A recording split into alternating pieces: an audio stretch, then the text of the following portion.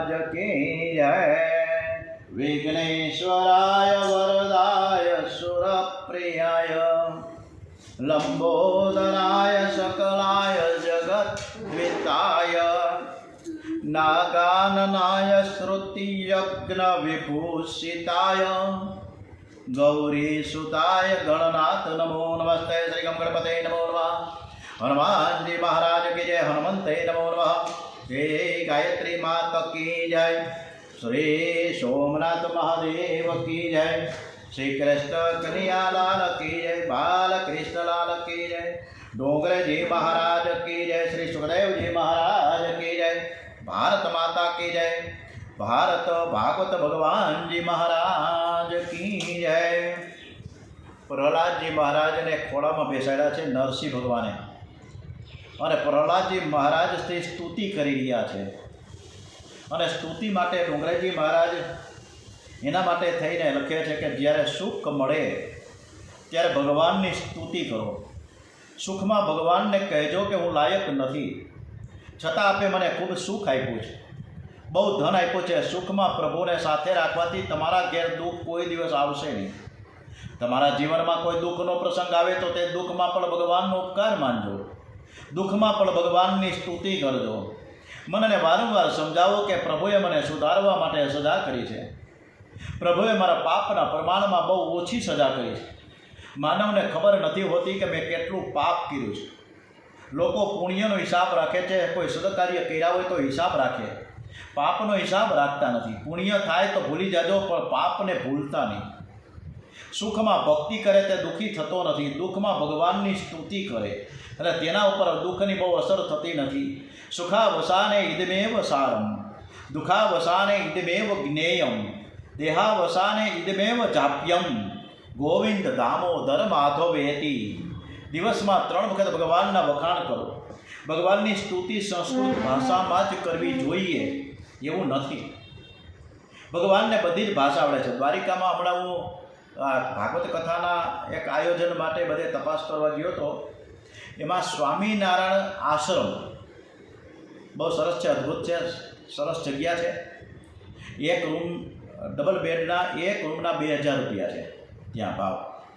જે કંઈ વ્યવસ્થા છે એ સારી છે, હોટેલ જેવી। એ સ્વામિનારાયણ આશ્રમમાં જ્યારે હું બેઠો તો 2 સંતો પણ આજુબાજુમાં બેઠા હતા। એની સાથે મેં ચર્ચા કરી હતી। चर्चा में करता करता मैं बात करी कि हूँ भागवत कथा रोज से सवारे 8:15 वागे वाँचीए छीए एने मैं सामान्य बात मूकी अने एवं पण कीधुं कि रामेश्वर में वक्ता तरीके व्यासपीठ पर मैं ज कथा करी थी। मने कोई भाषण एटले के संस्कृतनुं नॉलेज नथी, संस्कृत नथी आवडुं। आ 2 संतोने मैं कीधुं, जेमां एक संत तो बहुत सरस मजानी कथा करे ज छे। अहींया हमणां कीधुं छे कि भगवान ने आज जो આપણે સ્તુતિ કરીએ કે કથા કરીએ એવી જરૂરી નથી કે સંસ્કૃત ભાષામાં જ થવી જોઈએ। આપણને મને સંસ્કૃતના કોઈ શ્લોક આવડતા નથી, કોઈ વૈદિક વિધિ કે કર્મકાંડ પણ આવડતા નથી। એમ છતાં પણ આપણે આ કથા કરીએ છીએ અને આપણી કથા ભગવાન સ્વીકારે છે, કારણ કે ભગવાનને બધી જ ભાષા આવડે છે। આજે કેરાલાની, તમિલનાડુની, આંધ્રપ્રદેશની आ बधाए जुदा जुदा राज्यों अपना भारत देशना छे। दरेक अलग अलग स्थले भागवत कथा थाय ज छे। हमणां त्यां कथा हती, अमे जे द्वारिका गया था त्यारे राजस्थानथी आव्या हता अने एनी भाषामां, राजस्थाननी मारवाड़ी भाषामां कथा थई। एटले एवो जरूर नथी कि गुजरातीमां थाय के हिंदीमां थाय, अलग अलग भाषामां भागवत कथा थाय छे अने ए स्वीकारे छे। आजे प्रहलादजी पण भगवान की गोद में आवीने बिराजमान है। प्रभु परमात्मा एने चाटे छे, वाहे हाथ फेरवे छे अने माफी मांगे छे कि हूँ बहु मोड़ो थयो तारी पासे आववामां। भगवान ने पण माफी मांगवी पड़ी छे प्रहलादजी। खूब पैसा कमावो अने भगवत कार्य में ते वापरो ते उत्तम छे, पण एक आसने बेसीने परमात्मानुं ध्यान करो ए अति उत्तम छे। आ वस्तु बहु कठण छे। एक आसने आपणे बेसी नहीं सकता अर्धी कलाके। भगवान ने भोग धरावવાની कई जरूरत नहीं। भगवान तो खाता हो तो खावानुं ओछुं थवुं जोईए। कोई प्रोफेसरे एकबीजा चर्चाओ चालती थी અને ભાગવત કથામાં એક કથા સાંભળતા સાંભળતા મહારાજને કીધું મહાદેવ પ્રસાદજીને કે ભાઈ તમે રોજ કથામાં કહો છો કે ભગવાનને ભોગ ધરવો જોઈએ, તો ભગવાનને ભોગ ધરવાથી જરૂર શું છે? ભગવાન તો ખાતા નથી, તો અને ખાવાનું તો ઓછું થવું જોઈએ ને. નકર આવડી મોટી થાળી મૂકી હોય કલાક, તો એમાંથી કાંઈક તો ઓછું થવું જોઈએ ને. તો તમારે મહાદેવ પ્રસાદજીની પ્રોફેસર એમ કે તમારે સાબિત કરી દેવું જોઈએ કે ભગવાન જમે છે, ભગવાન ખાય છે. ત્યારે એ મહારાજે વક્તા શ્રી મહાદેવ પ્રસાદજીએ વાત મૂકી કે બધા જ પ્રશ્નોનું શંકાઓનું સમાધાન છે એ ભાગવતમાં છે. એટલે એણે મગાવ્યું છે પુષ્પ, ફૂલ, ગુલાબનું ફૂલ લાલ એકદમ હાઈકરા મોટું એકદમ ગુલાબનું ફૂલ મગાવ્યું. અને એને આવીને પહેલાં તો જે મગાવ્યું એટલે તરત જ એને ત્રાજવું ઇલેક્ટ્રિક કાંટામાં મૂક્યું. 15 ગ્રામ વજન થયો, 15 ગ્રામ, ઓનલી 15, કારણ કે ગુલાબનું વજન એટલું બધું હોય નહીં, 15 ગ્રામ થયું. 15 ગ્રામ કીધું કે તમે ડાયરીમાં લખી લો 15 ગ્રામ છે. પ્રોફેસરે લખીને કહું 15 ગ્રામ ફૂલનું વજન છે. આ ગુલાબનું ફૂલ એને એમ કીધું કે હવે તમે સૂંઘો. પ્રોફેસરે સૂંઘ્યું. પછી આજુબાજુમાં જેટલા બેઠા હતા 20-25 જણા, એ દરેકને કીધું કે આ ફૂલ તમે સૂંઘો. બધાએ ફૂલ સૂંઘ્યું. ત્યારે મહારાજ શ્રી મહાદેવ પ્રસાદજીએ કીધું કે ભાઈ બધાએ ફૂલ સૂંઘ્યું? તો કે હા. ફૂલમાં શું હતી કે સુગંધ. તમે લીધી સુગંધ? તો કે હા, સરસ મજાની સુગંધ હતી, હાઈ ક્લાસ ગુલાબનું ફૂલ. પાછું ફરતું મહાદેવ પ્રસાદજીએ પણ પોતે આ નાક આગળ ધરી અને આ ફૂલ સૂંઘ્યું. અને પછી પ્રોફેસરને કીધું ફરીથી તમે સૂંઘો. ફરીથી સૂંઘ્યું. પાછા ઇલેક્ટ્રિકના કાંટામાં મૂકવામાં આવ્યું તો 15 ગ્રામ જ થયું વજન. ત્યારે પ્રોફેસર સાહેબને કીધું કે ભાઈ આ ફૂલનું બધાએ સુગંધ લીધી છે, બધાના નાક આગળથી પસાર થયું, બધાએ સુગંધ લીધી, તો વજન તો ઓછું થવું જોઈએ ને, ઘટ્યું કેમ નહીં વજન? સૂંઘવાથી ફૂલનું વજન ઘટતું નથી. આ જ રીતના પરમાત્માને તમે જે સામગ્રી ધરો છો એનાથી દિવ્ય શક્તિ, અંદર જે આપણી દિવ્ય શક્તિ, આપણી અંદરની જે શ્રદ્ધા છે, અંદરની જે ભાવના આપણી નિરૂપણ થયેલી છે, ખેંચે છે, રસરૂપી ખેંચે છે. પરમાત્મા રસ સ્વરૂપ છે. પ્રભુ મિલન માટે આતુરતા નથી તેવા બ્રાહ્મણ એ બ્રાહ્મણ નથી. પણ જો હીન જાતિના ને પ્રભુ મિલન માટે આતુરતા હોય તો તે બ્રાહ્મણ કરતાં પણ શ્રેષ્ઠ છે. તમને કોઈ જમવા બોલાવે ક્યારે અને તમારી આગળ થાળ મૂકીને પ્રાણાય સ્વાહા મંત્ર બોલીને એકદમ થાળ ઉઠાવીને લઈ જાય તો તમારી દશા શું થાય? આપણે અત્યારે આવું જ કરીએ છીએ. ભગવાનને સરસ મજાનું આપણે બપોરના 12:30 વાગે રસોઈ, આપણે જે હોય દાળ ભાત શાક રોટલી સંભારો પાપડ છાશ આ બધું ભગવાનને ધરીએ અને 1 મિનિટ નહીં, અડધી મિનિટે નહીં, 15 સેકન્ડમાં તો તરત થાળી લઈને પાછા આવતા રહીએ. અરે ભાઈ ભગવાનને જમવા તો દો. જો તમારે ત્યાં કોઈ થાળી આવી રીતના મૂકે ને ફટાક દઈને લઈ લે તો તમારી દશા કેવી થાય? તો ભગવાનની પણ દશા એવી થાય કે મને જમવા તો દે ભાઈ સાહેબ. ઓલા ગર્ગાચાર્યજીએ 12 વખત ઓમ નમો ભગવતે વાસુદેવાયની 12 માળા કરતા.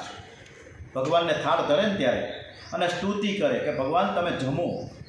12 માળા પૂરી થાય ને ઓમ નમો ભગવતે વાસુદેવાય પછી જમતા. એટલે ઠાકોરજી ધીરે ધીરે આરોગ્ય છે. એટલે થાળ પર તમે ધીરે તરત જ તમે ત્યાંથી ઉપાડી ન લો, લઈ ન લો. શાંતિથી જમે છે, જમવા દો. આપણે કોઈ શાંતિથી જમવા ન દે તો કેવી કઠણ પડે આપણે. તમે તમારા શરીરમાં જેવા પ્રેમ રાખો છો એના કરતાં પણ ભગવત સ્વરૂપમાં 1000 ગણો પ્રેમ રાખો. યથા દેહે તથા દેવે અને યથા દેવે તથા ગુરુ. ભગવાન બહુ કોમળ છે. તેમની સેવા પૂજા પ્રેમથી કરો, વેઠ ન ઉતારો.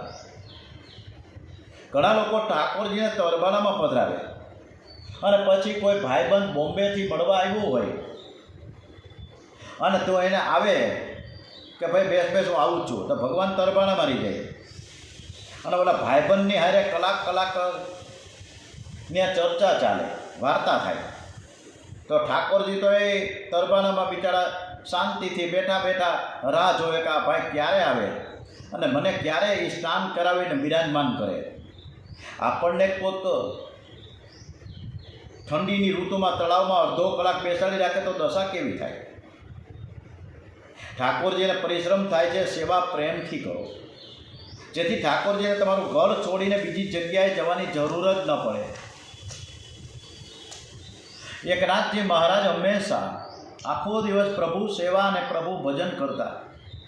સેવાના અવિરત શ્રમથી તેઓ થાકી જતા. તેમની આવી ઉત્તમ ભક્તિ જોઈને પ્રભુને પણ દયા આવી ગઈ. મારો ભક્ત મારા માટે કેટલો શ્રમ ઉઠાવે છે, ચાલ હું એના કાર્યમાં મદદ કરું. ભગવાન બ્રાહ્મણનું રૂપ લીધું છે. એકનાથજી અહીંયા પણ ભગવાને બ્રાહ્મણનું રૂપ લીધું છે. ઘણી જગ્યાએ આપણે શાસ્ત્રોમાં ભગવાને બ્રાહ્મણના રૂપ લઈને આવ્યા છે, ક્યાંય બીજી જ્ઞાતિના રૂપ લઈને નથી આવ્યા. એકનાથજીને ત્યાં આવ્યા ને કહે કે ભાઈ મને તમારે ત્યાં નોકરીએ રાખવો છે. એકનાથજી કે ભાઈ મારે કાંઈ નોકરની જરૂર નથી, હું આખો દિવસ પ્રભુની સેવા કરું છું. ભગવાન કે હું તમને ઠાકોરજીની સેવા પૂજામાં કાંઈક મદદ તો કરું, તો મને નોકર તરીકે રાખો. એકનાથજી કે ભલે તારી જો ઈચ્છા હોય તો તું મારે ત્યાં રહે, મને કોઈ વાંધો નથી. ભગવાન એકનાથજીને ત્યાં 12 વર્ષ સુધી નોકર તરીકે રહ્યા. જેને ચંદન લગાડવાનું છે પોતે આજે ચંદન ઘસે છે. તુલસીદાસ ચંદન ઘસે, તિલક કરે રઘુવીર. અને આજે એને બદલે શું થાય છે? રઘુવીર ચંદન ઘસે અને તિલક કરે રઘુવીર. રઘુવીર જ એટલે કે જે નોકર તને આવ્યા હતા ભગવાન, એ ઓરસિયામાં ચંદન ઘસે છે. ચંદન ભેગું કરી વાટકીમાં રાખે ને એ જ ચંદન તિલક કરે રઘુવીર. અને રઘુવીરને પણ તિલક, ભગવાનને તિલક પોતે જ કરે છે. આવો ખેલ થયો. આ છે ભક્તિનો મહિમા. રૂકમિણીજીએ પોતાની સેવાથી ભગવાનને કેવા વશ કરેલા, પ્રસન્ન કરેલા કે તેની એક તુલસીનું પાન મૂક્યું અને ભગવાન તોડાઈ ગયા. શ્રીધર સ્વામીએ હરિવિજયમાં આ પ્રસંગનું એક સરસ મજાનું વર્ણન કર્યું છે. એક દિવસ સત્યભામાને અભિમાન થયું કે બધી જ રાણીઓમાં ભગવાનની સૌથી જો માનીતી રાણી છે તો હું જ છું. એક દિવસ નારદજી આવી છે ત્યાં. સત્યભામા કહે છે કે મને જન્મ જન્મ આવા પતિ મળે એવો કાંઈક કે તમે ઉપાય બતાવો. નારદજી કે જે વસ્તુનું તમે આ જન્મમાં દાન કરો એ વસ્તુ તમને આવતા જન્મમાં મળશે. તમારે કૃષ્ણ ભગવાન આવતા જન્મમાં પણ પતિ તરીકે જોઈતા હોય તો તમે કૃષ્ણ ભગવાનનું દાન કરો. સત્યભામા શ્રી કૃષ્ણનું દાન આપવા તૈયાર થયા છે, પણ દાન કોણ લે એ સવાલ ઊભો થાય છે. છેવટે નારદજી દાન લેવા તૈયાર થયા છે. સત્યભામા સંકલ્પ કરીને શ્રી કૃષ્ણનું દાન કરે છે. નારદજીને દાન કર્યું. શ્રી કૃષ્ણ દાનમાં મળ્યા એટલે નારદ તો કૃષ્ણ ચાલવા લાગ્યા. આ જોઈ સત્યભામાએ બૂમ પાડી કરે, ભાઈ તમે મારા પતિને લઈને ક્યાં જાઓ છો? નારદજી કહો તમે તો હમણાં સંકલ્પ કર્યો અને મને શ્રી કૃષ્ણનું દાન કર્યું છે, એટલે હવે તે મારાથી આ દાનમાં આપેલી વસ્તુ જેને આપો એ નહીં થાય. જલારામ બાપાની ત્યાં વીરપુરમાં એક સંત સાધુ આવ્યા. સાધુના સ્વરૂપમાં ભગવાન હતા. એ સાધુએ આવીને કીધું કે મારી સેવા પૂજા કરવા માટે તારા તું ધર્મપત્નીને મારી સાથે મોકલ. કાંઈ પણ જાતનો વિચાર કર્યા વગર સંકલ્પ કરીને જલારામ બાપાએ એની ધર્મપત્ની વીરબાઈ માને આપી દીધા. આ ભક્તિ છે. અને વીરબાઈ બાઈએ પણ કોઈ પ્રશ્ન પૂછ્યા વગર નીકળી પડ્યા એની સાથે. આગળ જતાં હજી કિલોમીટરે નહીં આવ્યા હોય તો ભગવાન વિચાર કર્યો માટે સાધુ સ્વરૂપે જે આવ્યા હતા ભગવાન વિચાર કરવા લાગ્યા કે આ વીરબાઈ એવી કે મારી હારે મારે શું કરવું, મારે ઉપાધિ થઈ પડી. એટલે એ ઝોલી જે ઝોલી હતી એની પાસે એ અને વીરબાઈ બાને મૂકીને અંતર ધ્યાન થઈ ગયા. એટલે આ બાજુ નારદજીએ પણ સત્યભામાને કહ્યું તમે મને દાનમાં આપ્યા છે કૃષ્ણ ભગવાનને, એટલે હવે એ મારાથી મારે શું કરવું જોઈએ એ મારે નક્કી કરવાનું છે. સત્યભામાને પોતાની ભૂલ સમજાઈ ગઈ. એના શ્રી કૃષ્ણ અને નારદજી પાસેથી પાછા માંગ્યા, પણ નારદે સ્પષ્ટ ના પાડી દીધી કે હવે હું આ કૃષ્ણ હું તમને ન આપું. આ વાતની જાણ બધી જ રાણીઓને થઈ ગઈ. દોડતી આવી. એમાં રૂકમણીજી પણ એક રૂકમણીજી નહોતા આવ્યા, એને ખ્યાલ નહોતો, એટલી તો એના મહેલમાં હતા. બધી જ રાણીઓ નારદજીને શ્રી કૃષ્ણ પાછા આપવા માટે વિનંતી કરે છે. ત્યારે નારદજી તેઓને કહે કે શ્રી કૃષ્ણને તો સત્યભામાએ મને દાનમાં આપ્યા છે, એટલે હવે તે મારા થયા. પણ જો તમે શ્રી કૃષ્ણના ભારોભાર સુવર્ણ મને આપો તો હું તેને પાછા આપવા તૈયાર છું. દાનમાં દીધેલી વસ્તુ મફતમાં પાછી થોડી લેવાય, એનું મૂલ્ય આપવું પડે. સત્યભામા કહે હું મૂલ્ય આપવા તૈયાર છું. વિચાર કરે કે ભગવાનનું વજન થાય કેટલું? 8 કિલો, 5 કિલો, 25 કિલો કેટલું થાય? ઘડીકમાં તો તેના દાગીનાનો ઢગલો કરી દીધો. ત્રાજવાના એક પલામાં શ્રી કૃષ્ણને બેસાડવામાં આવ્યા, બીજા પલામાં સત્યભામાએ પોતાના સોનાના દાગીના મૂક્યા. પણ આ શું?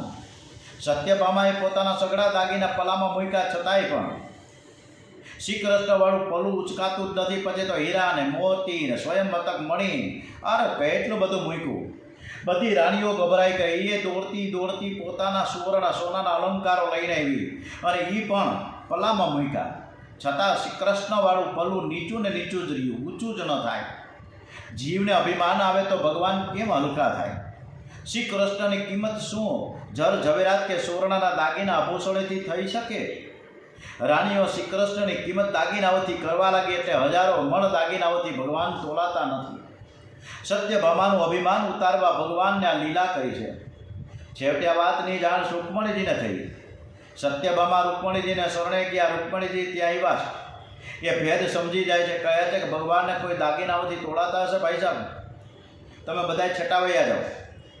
એમણે પલામાંથી બધા દાગીનાઓ ઉતરાવી લીધા. પછી તુલસીનું એક નાનકડું પાંદડું મંગાવ્યું અને એ પાન પલ્લામાં મૂક્યું અને શ્રી કૃષ્ણ ભગવાન તરત તોડાઈ ગયા. બંને ત્રાજવા સરખા થઈ ગયા. રૂકમણીજીએ તુલસીનું એક પાન ભાવ પ્રેમથી અર્પણ કર્યું અને ભગવાન તોડાઈ ગયા છે. હજારો મણ સુવર્ણથી ન તોડાયા, એ એક તુલસીના પાનથી તોડાયા. તુલસીના પાંદડે તોડાયો મારો વાલો. આ પ્રમાણે બોડાણા માટે ભગવાન સવા વાલના થયા હતા.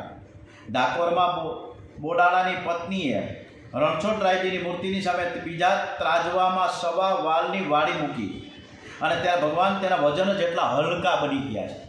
રણછોડરાયજીના મંદિરે આપણે જઈએ ત્યારે ડાબી બાજુના જે પગથિયા ચડીએ એટલે ત્યાં ડાબી બાજુ મોટું બધું ત્રાજવું એ વખતનું પલ્લું ત્યાં છે, ત્રાજવું ત્યાં છે.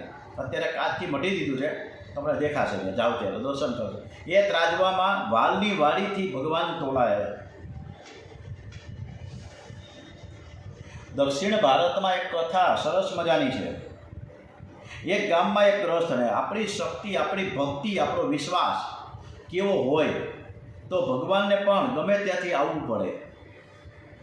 એવું એક સરસ મજાનું શ્રદ્ધા ભક્તિનું એક ઉદાહરણ ડોંગરેજી મહારાજે આપ્યું છે. એક ગામમાં એક ગૃહસ્થને ત્યાં લગ્ન છે. વિઘ્નનાશક માટે વિઘ્નનાશ કોઈ પણ સદકાર્ય થાય ત્યારે આપણે ગણપતિ બાપાને પૂજા કરવી જોઈએ. પ્રથમ પૂજનીય એવા ગણપતિ દાદાનું પૂજન થવું જોઈએ. ગોર મહારાજે પૂજા વખતે જોયું, કારણ કે એને બધું લિસ્ટ કર્યું હતું, પણ એમાં ગણપતિ બાપાની મૂર્તિ મૂકવાનું ટંકોરી વગર ટંકોરી આવું બધું નહોતું રાખ્યું. અને ગણપતિજીની મૂર્તિ જે લખી નહોતી એટલે ગ્રહસ્થ લેવા નહોતા. અને એ પાછા 20-25 કિલોમીટરનું મૂળ ઘર હતું. અહીંયા તો વાસ્તુ ચાલતું હતું એટલે આ ઘરમાં તો નવા ઘરમાં તો કાંઈ હતું જ નહીં. બધી સામગ્રી આવી ગઈ પણ ગણપતિ બાપા નહોતા આવ્યા. હવે શું થાય? મહારાજ ખૂબ જ હોશિયાર અને જ્ઞાની, એણે વિચાર કર્યો કે પ્રભુને જ્યાં પ્રેમથી પધરાવો ત્યાં પ્રભુ આવીને બિરાજે છે, સોપારીમાં પ્રભુ આવીને બેસે છે. ગોર મહારાજે જે યાદી કરી હતી એમાં નૈવેદ્યમાં ગોળ લખ્યો હતો 500 ગ્રામ. ગ્રહસ્થને પૂજા કરવાનું કહ્યું. ધૂપ દેપ તૈયાર, નૈવેદ્ય અર્પણ કરવાનો સમય થયો. એ જે 1/2 કિલો ગોળ મગાવ્યો હતો ને, ગણપતિ બાપાની મૂર્તિ તો હતી નહીં. એટલે ગોર મહારાજે યુક્તિ કરી. જે ગોળ હતો એમાંથી 250-300 ગ્રામમાંથી કાઢી અને એમાંથી ગોળના ગણપતિ બનાવ્યા. પછી એનો 16 સંસ્કારથી વિધિ શરૂ થઈ. છેલ્લે નૈવેદ્ય અર્પણ કરવાનો વખત આવ્યો. નૈવેદ્યના ગોળમાં તો ગણપતિ બનાવ્યા હતા. જે 1/2 કિલો હતા, મારે ભૂલાઈ ગયું, જે 1/2 કિલો ગોળ લઈ આવ્યા હતા એમાં આખા 1/2 કિલોનો જે ગોળ હતો સરસ મજાનો, એમાંથી તો ગણપતિ બની ગયા હતા. હવે નૈવેદ્ય ધરવાનો વારો આવ્યો છે. ભાઈ નૈવેદ્યની જે ઓલી સામગ્રીમાં યાદી હતી એમાં નૈવેદ્ય જ ભૂલાઈ ગયું. હવે ગ્રહસ્થે મૂંઝાણો કે હવે કરવું હું? નૈવેદ્ય તો છે નહીં, આજુબાજુમાં એકબીજા કોઈ મકાની નહોતા કે ત્યાં જઈને માંગી આવે. હજી તો નવું નકોર મકાન હતું, આજુબાજુ કોઈ મકાન બન્યા નહોતા. ગોર મહારાજે કીધું કાંઈ ચિંતા કરો માં, આપણે ગણપતિના જે ગણપતિ બનાવ્યા છે ગોળના, એ ગોળના ગણપતિમાંથી થોડો ગોળ કાઢ્યો અને નાની વાટકીમાં નૈવેદ્ય માટે એને ગોળ એમાં મૂકી દીધો. હવે ગોળમાંથી ગણપતિ બનાવ્યા હતા. અને એ જ ગણપતિ જે ગોળના બનાવ્યા હતા એ જ ગણપતિમાંથી એમાંથી ગોળ થોડોક ભાગ કાઢીને નૈવેદ્ય ધરી દીધું. અને ગણપતિ બાપાએ રાજી થઈ ગયા, દરેક દેવોએ પણ રાજી થઈ ગયા. ચાલો સરસ મજાની કાર્ય પદ થઈ ગયું. એટલે ભાવનાત્મક કોઈ પણ કાર્ય હશે તો એ સેવા કરવામાં અનેરો આનંદ આવશે. રસોઈ બનાવી ભગવાનને અર્પણ કરો ત્યારે કહેજો કે હે પ્રભુ, તમે તો વિશ્વંભર છો, વિશ્વનું ભરણ પોષણ કરનાર છો, તમને જમાડી કોણ શકે? અમે તો નાનકડા છીએ. તમારું જ ઇદમ નમમાં, ત્યાં તમારું જ હું તમને અર્પણ કરું છું. ઈશ્વરને અર્પણ કરવાનું છે. આ જીવ બીજું લાવે ક્યાંથી? બીજું છે જ ક્યાં? ફક્ત ભાવનાની કિંમત છે. ઈશ્વર પરિપૂર્ણ છે. ઈશ્વરને કોઈ વસ્તુની અપેક્ષા નથી, કોઈ વસ્તુની ભૂખ નથી, ફક્ત પ્રેમની ભૂખ છે.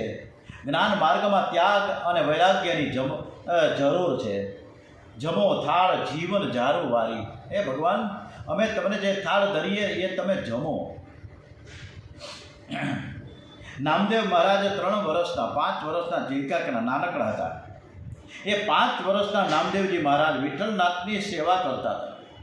પિતાજી સેવા કરે ને બાળક નામદેવ એની બાજુમાં બેસીને બધું જ જોયા કરે. એક દિવસ એના પિતાને બહારગામ જવાનું થયું. બાળક નામદેવને ઠાકોરજીની સેવા કરવાનું કામ સોંપ્યું. નામદેવ પૂછે કે પિતાજી, ઠાકોરજીની સેવા કેમ કરવાની, જરાક મને શીખડાવી દો.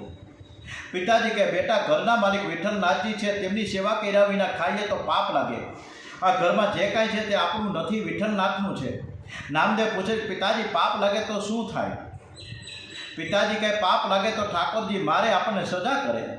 નામદેવ પૂછે છે કે આજ સુધી મેં ઠાકોરજીની સેવા તો કરી નથી, ઠાકોરજી મને મારશે? પિતાજી કહે, ના, તેઓ નહીં મારે, કારણ કે તેઓ ઘણા ઉદાર અને પ્રેમાળ છે. મનુષ્ય અપરાધીને સજા કરે છે પણ તેઓ ભૂલી જાય છે. નામદેવ કહે, હું આવતીકાલથી ઠાકોરજીની સેવા કરીશ, પણ સેવા કેવી રીતે કરવાની તમે થોડુંક સમજાવો ને મને. પિતાજી કહે, બેટા, સવારે તું વહેલો ઉઠજે, સ્નાન કરી પવિત્ર થઈ પછી ઠાકોરજીને પ્રાર્થના કરવાની. પ્રાર્થના કરીને ઠાકોરજીને જગાડવા. ઉત્તિષ્ઠ ગોવિંદ, ઉત્તિષ્ઠ ગરુડધ્વજ, ઉત્તિષ્ઠ કમલાકાંત, ત્રૈલોક્યમ મંગલમ કુરુ. પછી તો તાલી પાડીને 5-10 મિનિટ માટે કીર્તન કરવું. અને એ પહેલાં ભોગ સામગ્રી તૈયાર રાખજે. વૈષ્ણવના હૃદયના પ્રેમ ભાવ જાગે એટલે ઠાકોરજીને ખૂબ ભૂખ લાગે છે. પછી ઠાકોરજીના ધીરે ધીરે ચરણ પખાડવા, જેથી તેને દુઃખ ન થાય. યથા દેહે તથા દેવે, યથા દેવે તથા ગુરુ. ભગવાનના ચરણ છે ને કોમળ જેવા છે. કમળ કરતાં પણ કોમળ છે. માનવનો હાથ કઠણ છે, પ્રભુને જરાય શ્રમ ન થાય તે રીતે ધીરે ધીરે ભગવાનના શ્રી અંગો પર હાથ ફેરવજે. હમણાં શિયાળામાં હવે તો ગરમી શરૂ થઈ ગઈ છે અઠવાડિયાથી, એટલે 2 દિવસથી હવે હું ગરમ પાણી કરીને ભગવાનને નવડાવતો નથી. બાકી શિયાળામાં આપણે ગરમ પાણીથી જ હું ભગવાનનું સ્નાન કરાવતો. આપણને ગરમ પાણી જોઈએ છે નાહવામાં, તો ભગવાનને ન જોઈએ, એને ઠંડી ન લાગે. આવું મને વિચાર આવ્યો એટલે મેં તરત જ ફેરફાર કર્યો અને છેલ્લા 2 મહિના મેં આ શિયાળાના દિવસો દરમિયાન ગરમ પાણીથી જ સ્નાન કરાવતો. ભાવના આપણી હોવી જોઈએ કે આપણે ભગવાનને સ્નાન કરીએ તો ઠંડા પાણીથી સ્નાન કરાવીશું તો એને ઠંડી લાગે, એ પણ થરથર ધ્રુજે. આપણા ઉપર 2 પવાલા નાખે ઠંડુ પાણી તો શું થાય પરિસ્થિતિ શિયાળામાં. યથા દેહે તથા દેવે, યથા દેવે તથા ગુરુ. ભગવાનના ચરણ કમળ કરતાં પણ કોમળ છે. માનવનો આપણા બધાનો હાથ જ કઠણ છે. પ્રભુને જરાય શ્રમ ન થાય, ધીરે ધીરે ભગવાનના શ્રી અંગ ઉપર હાથ ફેરવજે. ઠંડીના દિવસોમાં ઠાકોરજીને પણ ગરમ પાણીથી સ્નાન કરાવો. સેવા કરતાં ભગવાનને વંદન કરીને કહેવું કે હે પ્રભુ, હું મૂર્ખ છું, મને કંઈ આવડતું નથી, મારી કંઈક ભૂલચૂક થાય તો મને તમે કહેજો, હું સુધારી લઈશ. ભગવાનને દીન થઈને કહેશો તો ભગવાન તમારા હૃદયમાં આવશે અને તમને પ્રેરણા કરશે, સમજાવશે. ઠાકોરજીને જેવું સમજાવતા આવડે છે તેવું માનવીને સમજાવતા આવડતું નથી. કોઈ માનવની આશા રાખવી નહીં. અનેક વાર ડોંગરેજી મહારાજે આ કથામાં કીધું છે કે કોઈ માનવની આશા રાખવી નહીં, તેમ પ્રભુની આશા છોડવી નહીં. વૈષ્ણવ આશા રાખીને પ્રેમથી સેવા સ્મરણ કરતા તન્મય બને છે. ભગવાન 1-2 શબ્દો બોલે તો પણ બેડો પાર થઈ જાય. પિતાજી સમજાવે છે નામદેવજીને કે બેટા ઠાકોરજી સાથે તારે વાતો કરવાની, આપણે કંઈ પરિશ્રમ તો થતો નથી ને, મારી કંઈ ભૂલ થાય તો તમે મને કહેજો. ભગવાનને પ્રેમથી સ્નાન કરાવ્યા પછી તેને મુખારવિંદની ઝાંખી કરવી, પછી ઠાકોરજીને શૃંગાર કરવાનો. ઠાકોરજીનું શરીર તો એવું સુંદર છે કે શૃંગાર ન કરે તોય શોભે છે. રામાયણમાં વર્ણન આવ્યું છે કે રામજી વનમાં ગયા હતા ત્યારે તેને જરા પણ શૃંગાર કર્યો નહોતો. જાડા જાડા ખરબચડા વલકલ વસ્ત્રો પહેર્યા હતા, માથે જટાતો મુકટ હતો, છતાં પણ રામજી સુંદર સુંદર લાગતા હતા. હરિ સુંદર નંદ મુકુંદા. અને સુપર્ણખાને પણ રામજીના જે દર્શન થયા ને એને તરત જ ઈચ્છા પ્રગટ થઈ કે રામ મારા પતિ થાય. સુપર્ણખા તો રાક્ષસી હતી. રાક્ષસો અને રાક્ષસીઓ પણ રામજીના દર્શન કરતા પાગલ થતા. રામજીએ ક્યાં શૃંગાર કર્યો તો શૃંગાર ન કરે તો ભગવાન સુંદર જ લાગે છે. ભગવાનને શૃંગાર કરવાથી ભગવાનની શોભા વધતી નથી, પણ ભગવાનનો પ્રેમથી જે શૃંગાર કરે છે એનું મન શુદ્ધ થાય છે. શૃંગાર કરતી વખતે પૂછવાનું કે તમને કયું પીતાંબર પહેરાવું. ઠાકોરજી આપ્યું હોય તો વાપરવામાં સંકોચ ન કરવો. ઠાકોરજીના શૃંગારમાં અપૂર્વ આનંદનો અનુભવ થશે. ઠાકોરજીને ગોપીચંદન બહુ પ્રિય છે, તેનો તિલક કરવાનો, ચરણમાં તુલસીજી અર્પણ કરવાના, શૃંગાર કર્યા પછી ભોગ અર્પણ કરવાનો, ઠાકોરજીને દૂધ અર્પણ કરવાનું. ઠાકોરજી બહુ શરમાળ છે, તેમને વારંવાર હાથ જોડીને અનેકવાર મનાવવા પડે છે, તમે આ દૂધ પીઓ, મેં આ સામગ્રી ધરી છે, મેં તમારા માટે ધરી છે, તમે થોડું ખાઓ, આ દૂધનો કટોરો હું લઈને આવ્યો છું, તમે એમાંથી દૂધ પીઓ. અનેકવાર આપણે મનાવવા પડશે, પછી ઠાકોરજી દૂધનો સ્વીકાર કરશે અને પછી પ્રસાદ લેશે. આમ સેવા કરીને છેલ્લે ઠાકોરજીને સાષ્ટાંગ પ્રણામ કરવાના. આવી રીતે પિતાજી બાળક રામદેવને બધું સમજાવે છે. નામદેવ પૂછે છે કે ભગવાન દૂધ પીએ છીએ? પિતાજીએ કહ્યું છે કે હા, કેમ નથી પીતા, પીએ, પ્રેમથી આપણે અર્પણ કરીએ તો એ જરૂર પીએ છે. બાળકના મનમાં આ વાત બરાબર ખસી ગઈ કે ભગવાન દૂધ પીએ છે. બેટા, ઘરમાં રસોઈ તૈયાર થાય કે ભગવાનને થાળ ધરવાનો, તેને હાથ જોડીને પ્રાર્થના કરવાની, હું તમને શું અર્પણ કરું, તમારું જ હું તમને અર્પણ કરું છું. તેરા તુજકો અર્પણ ઇદમ નમઃ. તમે આરોગો તો ભગવાન આરોગ્ય, પછી ભગવાનને જળ અર્પણ કરવાનું, પછી ઠાકોરજીની આરતી ઉતારવાની. આરતી પણ વિધિપૂર્વક કરવાની. આરતી 3 વખત ચરણ ઉપરથી, 3 વખત સાથળ ઉપરથી ને 3 વાર વક્ષસ્થળ ઉપરથી, 3 વખત મુખારવિંદ ઉપરથી ને 7 વાર સર્વાંગ ઉપરથી આરતી ઉતારો. આરતી ધીરે ધીરે ઉતારો ને એ વખતે ભગવાનના એકક શ્રીઅંગના દર્શન કરો. આરતી ઉતાર્યા બાદ સાષ્ટાંગ વંદન કરી પરમાત્માને ક્ષમા માંગવાની છે. મંત્રહીનમ ક્રિયાહીનમ ભક્તિહીનમ સુરેશ્વર યદભુજિતમ મયા દેવ પરિપૂર્ણ તદસ્તુ મે. મને કંઈ આવડતું નથી, તમે માની લેજો, હું શરણે આવ્યો છું, હું છું તમારો, એવું બોલીને ભગવાનને વંદન કરું છું. જેવો છું તેવો તોય માણી બાળ તારો માં, હું કાલો ગેલો ગાંડો ડાયો તોય તારો માં. જેવો છું તેવો તોય માણી બાળ તારો માં, હું કાલો ગેલો ગાંડો ડાયો તોય તારો માં. હું જ્યાં છું ત્યાં છું જેમ તેમ તોય તારો માં. મંજિલ મહેશની તુજ માતારો સહારો માં. હું જ્યાં છું ત્યાં છું જેમ તેમ તોય તારો માં. મંજિલ મહેશની તુજ માતારો સહારો માં. ઓમ શ્રી માં જય માં જય માં જય માં જય જય અંબે માં. ઓમ શ્રી માં જય માં જય માં જય માં જય જય અંબે માં. બેટા, તું ભાવપૂર્વક સેવા કરજે. પિતા બહાર ગામ ગયા છે. નામદેવે નિશ્ચય કર્યો કે આવતીકાલે હું સેવા કરીશ, આવતીકાલે હું જરૂર વહેલો ઉઠી જઈશ. નામદેવ નિર્દોષ અને ભોળા છે. પિતાજીએ કહેલી સર્વ વાત સાચી માની લીધી. નાના બાળકને સમજાવવામાં આવે તો મૂર્તિમાં તેને ભગવાન દેખાશે, પણ તે મોટો થતાં તેને સમજાવવા જશો તો સામે દલીલો કરશે. આથી નાનપણથી જ બાળકોમાં પરમાત્માના ભક્તિના સંસ્કારો દ્રઢ કરજો. ભગત થવાનું નથી, પણ જન્મથી જે હોય છે તે ભગત જન્મે છે. નામદેવ નાનપણથી જ ભગત છે. નામદેવને રાત્રે બરાબર ઊંઘ આવતી નથી. ઠાકોરજીની સેવાના જ વિચારો મનમાં ધોળાયા કરે. પ્રાતઃકાળમાં નામદેવ ઉઠ્યા, સ્નાનાદિથી પરવારી ઠાકોરજીની સેવામાં આવ્યા. ઠાકોરજીને ધીરે ધીરે જગાડે છે. આજે ઠાકોરજી ગાલમાં ધીરે ધીરે હસે છે. ભગવાનને બાળકો બહુ જ ગમે છે. સેવા પૂજામાં બેસો ત્યારે અભિમાનને ફેંકી દેજો. હું ભગવાનનો સાધારણ બાળક છે એવો ભાવ રાખજો. બાળક જેવું જેનું હૃદય છે તેની સેવા ભગવાન જલ્દીથી સ્વીકારે છે. આજે ઠાકોરજી બહુ રાજી થયા છે. મારો દીકરો મારી સેવામાં આવ્યો, તેને કેવો પ્રેમ છે મારા પ્રત્યે. પછી તો નામદેવ ધીરે ધીરે ઠાકોરજીના ચરણ પકડે છે. ચરણ પર હાથ ફેરવતા એની આંખો ભીની થઈ. મારા ભગવાનના ચરણ કેવા કોમળ છે. પરમાત્માને સ્પર્શ કરે છે ત્યાં શરીર ઉપર રોમાંચ આવે છે. નામદેવ સેવા કરતા કરતા ઠાકોરજીને પૂછે છે કે આપને કંઈ ત્રાસ તો થતો નથી ને? મને કંઈ આવડતું નથી, હું મૂર્ખ છું, પણ શરણે આવ્યો છું, હું તમારો દાસ છું. ઠાકોરજી નામદેવની વાતો સાંભળીને રાજી થાય છે. ઠાકોરજીને સ્નાન કરાવ્યું, પીળું પિતાંબર પહેરાવ્યું છે. ઠાકોરજીને સુંદર શૃંગાર કરે છે. વિઠ્ઠલનાથ પ્રસન્ન દેખાય છે. તુલસીને ગુંજામણ અર્પણ કરે છે. બાદ ઠાકોરજીને ગોપી ચંદનનું તિલક કરે છે. શૃંગાર બહુ સાદો છે, છતાં આજે પરમાત્મા બહુ જ પ્રસન્ન દેખાય છે. નામદેવને યાદ આવ્યું કે ભગવાનને શૃંગાર કર્યા બાદ તરત જ ભૂખ લાગે છે. નામદેવ ભગવાનને દૂધ અર્પણ કરે છે. પછી તો હાથ જોડીને કહે કે તમે મારા માલિક છો. આ ઘરમાં જે કાંઈ છે તે બધું જ તમારું છે. એ બધું આપની કૃપાથી મળ્યું છે. હું આપને શરણે આવ્યો છું. આ દૂધ પ્રેમથી લાવ્યો છું, તે તમે આરોગો. હું આંખો બંધ કરીને હું કીર્તન કરું છું.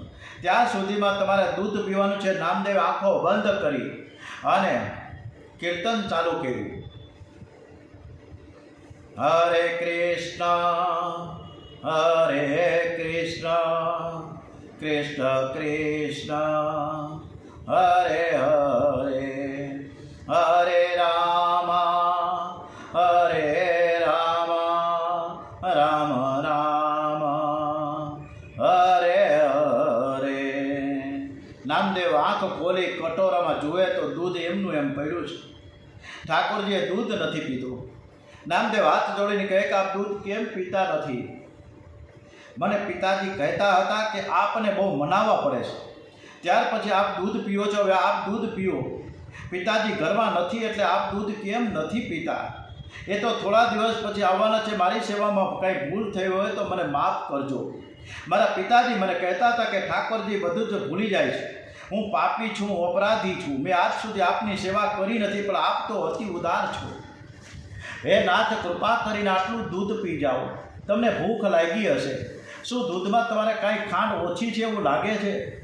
અને તો તમને નથી ભાવતું એટલે નામદેવે ખાંડ ઓછી હશે એમ માનીને રસોડામાં જઈને થોડીક ખાંડ પાછી ઉમેરી અને પ્રભુને સમજાવવા લાગ્યો કે લ્યો, હવે તો ગળ્યું દૂધ થઈ ગયું છે, હવે તમે જલ્દી પી જાઓ. નામદેવ ફરી આંખ બંધ કરીને હરે કૃષ્ણ કૃષ્ણ કૃષ્ણ હરે હરે, હરે રામ રામ રામ હરે હરે કીર્તન કરવા લાગ્યા. એને એમ કે હું આંખ બંધ કરીને કીર્તન કરું તો ભગવાન દૂધ લેશે. ભગવાન તેનો પ્રેમ જોઈ રાજી થયા. 5 મિનિટ પછી ફરી નામદેવે આંખો ઉગાડી જોયો, કટોરામાં દૂધ એમ જ હતું. બાળક ભગવાનને મનાવે છે, આજે તમને શું થયું છે? તમે દૂધ કેમ નથી પીતા? મેં આજ સુધી તમારી સેવા કરી નથી એટલે તમે નારાજ થયા છો. તમે નારાજ થશો તો મારું શું થશે? તમે દૂધ નહીં પીઓ તો પણ હું દૂધ પીવા, જો તમે દૂધ નહીં પીઓ તો હું દૂધ પીવાનું છોડી દઈશ. તમે ભૂખ્યા રહેશો તો પિતાજી ઘેર આવીને મને મારશે. ગમે તેવો પણ હું તમારો છું, મને કોઈ મારે તે તમારાથી જોવાશે? ભગવાનને નામદેવની વાતો સાંભળીને મજા આવે છે. જ્ઞાન ઘણા ભાગે અભિમાન સાથે રહે છે. શુદ્ધ ભક્તિમાં અભિમાન મરે છે. બાળક વિચાર કરે કે હું અધમ છું, હું પાપી છું, એટલે પ્રભુ મારા હાથનું દૂધ નથી પીતા. નામદેવ કલાક સુધી ઠાકોરજીને મનાવે છે. પછી તે ઓકળાયા, તમે દૂધ નહીં પીઓ તો હું તમારી આગળ માથું પછાડીને મરી જાઉં. હવે હું જીવીને શું કરું? છેવટે નામદેવ માથું પછાડવા તૈયાર થયા. હવે ઠાકોરજીથી તે સહન ન થયું. કેવો સરસ પ્રેમ, નિષ્કામ પ્રેમ પરમાત્માને સકામ બનાવે છે. ઠાકોરજીએ તરત દૂધનો કટોરો ઉઠાવ્યો. એક હાથમાં કટોરો છે અને એક હાથ નામદેવના માથે મૂક્યો. હું દૂધ પીઉં છું, તું જો. ભગવાનને દૂધ પીતા જોઈને નામદેવ રાજી થઈ ગયા. ધીરે ધીરે ઠાકોરજી દૂધ પીએ છે ત્યાં નામદેવ ઠાકોરજીને યાદ કરાવે છે કે પ્રભુ બધું દૂધ તમે એકલા પી જશો? અરે ભાઈ મારા માટે તો રાખો, હું ભૂખ્યો જ છું તમારી જેમ. પિતાજી તો રોજ મને પ્રસાદ આપે તો તમે મને પ્રસાદ નહીં આપો? ઠાકોરજી હસીને નામદેવને પોતાના ખોળામાં બેસાડ્યા અને પોતાના હાથે નામદેવને દૂધ પીવડાવે. નામદેવે વિઠ્ઠલનાથજીને દૂધ પીવડાવ્યું. ભક્તિ, સેવા અને પ્રેમ, આ ભક્તિ છે એ આપણી, એ સેવા અને પ્રેમ વગર સફળ થતી નથી. પ્રેમમાં એવી શક્તિ છે કે મૂર્તિ જળમાંથી ચેતન બની જાય. ઠાકોરજી સાથે ખૂબ પ્રેમ કરો. તમે જેવો પ્રેમ કરશો એના કરતાં 1000 ગણો પ્રેમ ભગવાન તમારી સાથે કરશે. એ અતિ ઉદાર છે. પ્રેમથી ભાવપૂર્વક સેવા કરો. સેવા કરતાં હૃદય પીગળે ને આંખમાંથી આંસુ નીકળે તો માનજો કે સેવા સાર્થક થઈ છે. હસ્તિનાપુરની ભર સભામાં શ્રી કૃષ્ણે દ્રૌપદીના ચીરહરણ વખતે ચીર પૂર્યા છે અને એ સમયે શ્રી કૃષ્ણે દ્રૌપદીને લાજ બચાવી. થોડા સમય પછી શ્રી કૃષ્ણ અને દ્રૌપદી મળ્યા છે. દ્રૌપદીએ ખરે સમયે પોતાને મદદ કરવા બદલ શ્રી કૃષ્ણનો ઉપકાર માને છે, થેન્ક યુ કીધું. ત્યારે શ્રી કૃષ્ણ કહે કે મેં તારા ઉપર કોઈ ઉપકાર નથી કર્યો, આ તો મેં તારું ઋણ ચૂકવવું છે. હું તો તારા ઋણમાંથી મુક્ત થયો છું. દેવી તને કદાચ યાદ નહીં હોય, એકવાર મારી આંગળી ઘવાઈ હતી, કંઈક લાગી ગયું હતું, લોહી નીકળતું હતું, ત્યારે બધી જ રાણીઓ પાટા માટે દોડાદોડી કરતી હતી અને એ જ સમયે તારી સુંદર મજાની સાડીને ફાડીને તરત જ તે પાટો બાંધ્યો. તે તારા પાટાના ધાગાની મેં ગણતરી કરી લીધી. એ પાટામાં 999 ધાગા હતા અને એ જ વખતે મેં સંકલ્પ કરેલો કે મારી બહેનને સમય આવ્યો હું 999 સાડી પહેરાવીશ. તારા સંકટ સમયે તારી લાજ જાળવવા મેં 999 ચીર પૂર્યા છે અને હું તારા ઋણમાંથી એટલે હું મુક્ત થયો છું. આ તો કહેવામાં આવે છે કે કોઈનો ભાર ન રાખે મુરારી, આપે વ્યાજ સાથે ગિરધારી. બોલીએ શ્રી કૃષ્ણ કનૈયા લાલ કી જય, શ્રી બાલકૃષ્ણ લાલ કી જય. શ્રી ગણપતિ મહારાજના ચરણોમાં વંદન, હનુમાનજી મહારાજના ચરણોમાં વંદન સાથે ભાગવત ભગવાનજી મહારાજ કી જય. ઓમ નમો ભગવતે વાસુદેવાય. ભારત માતા કી જય. ઓમ નમઃ પાર્વતી પતય. હર હર મહાદેવ.